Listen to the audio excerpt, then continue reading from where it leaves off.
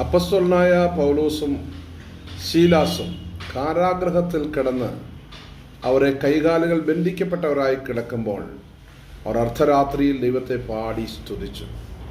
പാടി സ്തുതിച്ചപ്പോൾ സംഭവിച്ചത്, പെട്ടെന്നൊരു ഭൂകമ്പം ഉണ്ടായി.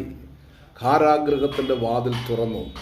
കാരാഗൃഹത്തിൻ്റെ വാതിൽ തുറന്ന് എല്ലാ തടവുകാരും സ്വതന്ത്രമായി. ഇത് കണ്ട് ആമേൻ എന്ത് ചെയ്യണമെന്നറിയാതെ കാരാഗൃഹ പ്രമാണി താൻ തന്നെ കൊല്ലുവാൻ ശ്രമിച്ചു.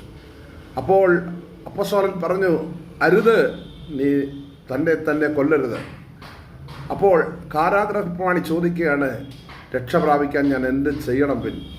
രക്ഷ പ്രാപിക്കുവാൻ ഒരു വഴി പറഞ്ഞു, കർത്താവായ യേശു ക്രിസ്തുവിൽ വിശ്വസിക്കുക, എന്നാൽ നീയും നിന്റെ കുടുംബവും രക്ഷ പ്രാപിക്കുക.